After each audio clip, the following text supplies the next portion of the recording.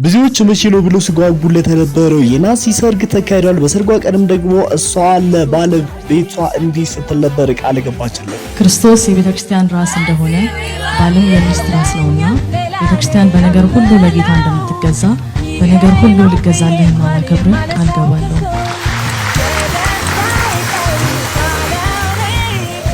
መጋባታችን ለእግዚአብሔር ክብር ነውና አብረን በህይወት በምንኖርበት ዘመን ሁሉ በዙሪያችን ላለው ዓለም ኢየሱስ ክርስቶስን የሚያሳይ ህይወት ለመኖር ቃል ገባለሁ። ታዋቂዎቹ የቲክቶክ ጥንዶች ባቢና ግሬስን በመገኘት ግሬስ ሚዜ ሆና ባቢም ደግሞ የወንዱ ሚዜ ሆኖ እዛ በመዘማሪ እንዲህ ሲሉ ነበር ጌታን ያመሰገኑት።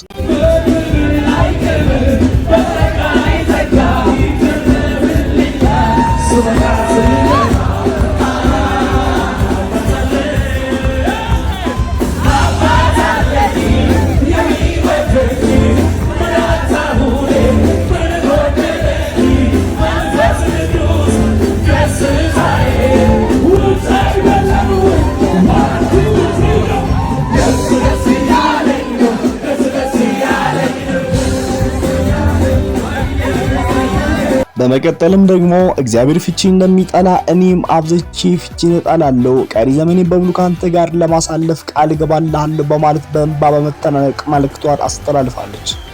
እግዚአብሔር መፋታትን እንደሚጠላ እኔም መፋታትን እጠላለሁ።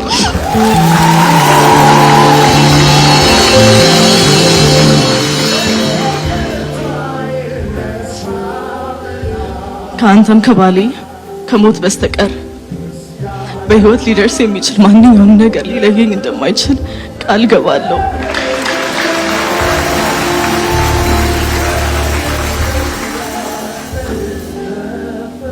ለገባሁትም ቃል ኪዳን ምልክት ይሁን ዘንድ ይህን ቀለበት አስርልሃል።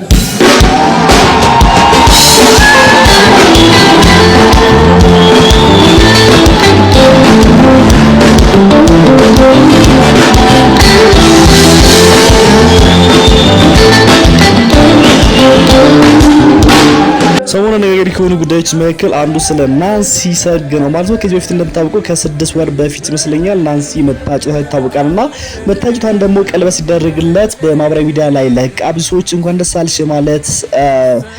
በማለት እንግዲህ ምኞታቸውን ገልጾላትም ነበር። ከዛ በኋላ ግን ሰርጓ መቼ ይሆን መቼ እንበላለን የሚሉ የቅርብ ወዳጆቿ እንደዛም ደግሞ አድናቂዎቿ በጉጉት ሲጠብቁ ነበረ። እንግዲህ ሰርጓም ደግሞ ይሄው ተካሂዷል ማለት ነው። በሰርጓ ላይ ደግሞ ያስተላለፈችው መልእክት በጣም በማህበራዊ ሚዲያ ላይ እጅግ በጣም አሁን እየተዟዟረ ይገኛል ማለት ነው። በባለ ቃል ስትገባ በተለይ ስለ ፍቺ የተናገረችው ነገር እጅግ በጣም የብዙ ሰዎችን ልብና ቀልብን መሳብ ችሏል ማለት ነው። ከዚህ በፊት እንደሚታወቀው እሷ የአንድ ሴት ልጅ እናት ስትሆንና ብቻዋን ልጇን ስታሳድግ እንደነበረ ብዙዎቻችን እናውቃለን ማለት ነው። ከዚህ ጋርም አያይዛ ይመስለኛል በእንባ ስትጠናነቅ ነበር ስለ ፍቺ ያወራችው።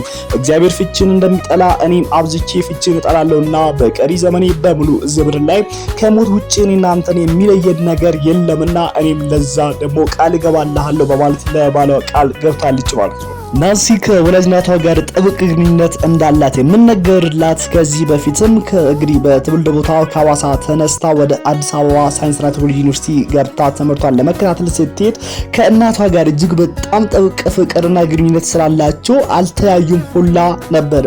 ይሄ በማያ ፕሮዳክሽን በሚዘጋጀው እንግዲህ የልብ ልብ ወግ ላይ መተው ሁለቱም ሲያወሩ ነበርና እንዳልተያዩ ነው። ከእናቷ ጋር እንግዲህ ወደ ዩኒቨርሲቲ ስትገባ በጣም እንደሚፋቀሩ ጥብቅ ግንኙነት እንዳላቸው ነው የሚነገርላቸውና ልጇን ደግሞ ስታሳድግም እናቷ ከጎኗ እንደነበረች እንደረዳቻት ነው። ከዚህ በፊት ማለትም ከ4 ዓመት በፊት እንግዲህ እሷን ከኦርቶዶክሳዊ ሃይማኖት ወደ ፕሮቴስታንት ስትመጣ ወደ ጌታ ስትመጣ ጌታን ስትቀበል እንግዲህ በጣም አነጋጋሪ ሆኖ ነበርና ብዙ ሰዎችም እንደ ትችት አንስተውባት በጣም ብዙ ነገሮችን ብለው ነበርና ከአንድ ዓመት በፊትም ደግሞ የውሃ ጥምቀት ወስዳ ተጠምቃ እንግዲህ ደቀ መዘምርነቷን አስመስክራለች ማለት ነው።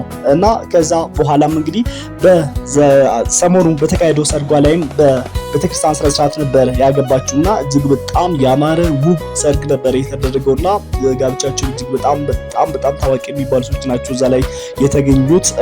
ጓደኞቿም ደግሞ እዚህ ቲክቶክ ላይ የምናውቃቸው ነባቢ ነገሬስ ሌሎችም ነበሩ ማለት ነው ሚዜዎቿ ሆኑ እዛ የተገኙትና ሰርጓም ደግሞ እጅግ በጣም ደማቅ ነበረ። በጣም እውነትም የጌታ ክብር የታየበት ነው። እኔ እንደውም መጀመሪያ ላይ ሳያት እሷ መሆኗን ሳላቅ እንደ ቪዲዮውን ሳይና ቃል ሲገባቡ እነዚህ ቆንጆ ጥንዶች የት ናቸው አትኩሬ ተመለከትኳቸው እና ከዛ አስተውይ ሳያት እሷ ናንሲ ነች ማለት ነው። በተለይ ደግሞ በንግግሯ ውስጥ ለባሏ ቃል በምትገባበት የምትናገራቸው ነገሮች በጣም የሰውን ልብ የሚነኩ ናቸው እና እዛ የነበሩም ደግሞ በእንባ ተናንቆ ከሷ ጋር ሲያለቅሱ ነበር ማለት ነው። እኔ በጣም የገረመኝ ነገር ከዚህ በፊት በዚህ ሃይማኖት ውስጥ እንደቆየችና በጌታ ለረጅም ዓመት እንደኖረ በሱ ቤት ተወልዶ እንዳደገ ሰው ነበር ስትናገር ነበርና ምን ያህል ውስጥ በመንፈስ ቅዱስ ተመልቶ እንደዚህ እንደተናገረች እኔ በጣም ነው የተገረምኩትና ገና በቅርብ ጊዜ ጌታን ተቀብሎ ያመነ አይነት ሳይት መስለም ስትናገርና እኔ በጣም አስደንቆኛል። በጣም ሰርጋቸው ደግሞ ቆንጆ ያማረ ውብ ነበር።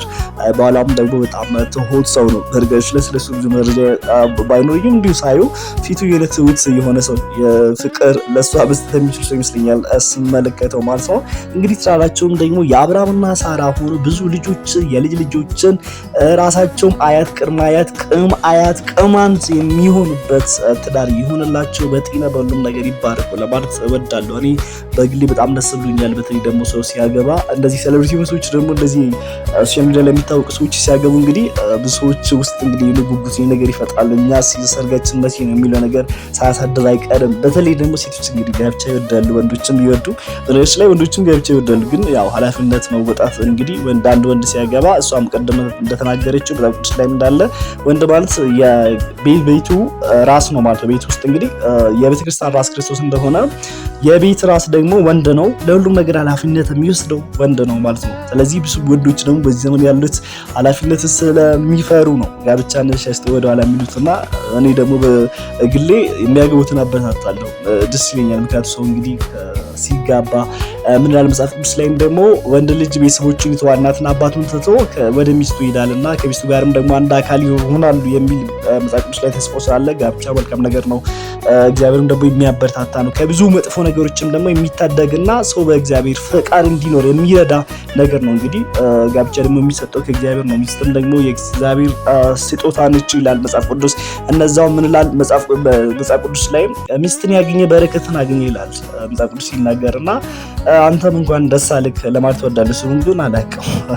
እሷ ነች ሶሻል ሚዲያ ላይ ፓብሊክ ሆና የምትታወቀውና ብዙዎችም እንኳን ደስ አላችሁ ሲሏቸው ብዙ ጊዜ እሷን ፕራዮሪታይዝ በማድረግ ነው የእሷን ስም ነው የሚጠቅሱት። ምክንያቱም እሷ ልጅ በጣም ኮንቴንት ክሬተር ሆና ቲክቶክ ላይ የምትዘዋወረው እና ቲክቶክ ላይ የምትንቀሳቀሰው ለዛ ነው። ግን ዞሮ ዞሮ ትዳራቸው የጋራ ስለሆነ ሁለታችሁም እንኳን ደስ አላችሁ ትዳራችሁ አሁን በድጋሚ የአብርሃምና የሳራ ብዙ ልጆችን የምታፍሩበት በደስታ በጤና የምታረጁበት የምትጃጁበት ብዙ መልካም ነገሮች የምታዩበት እግዚአብሔር ክብር በእናንተ ሕይወት ላይ የሚገለጥበት እንዲሆን እመኝላችኋለሁ። እስካሁን ስለተከታተላችሁ ያመሰግናለሁ። ወዳችኋለሁ። ሰላም ሁኑልኝ።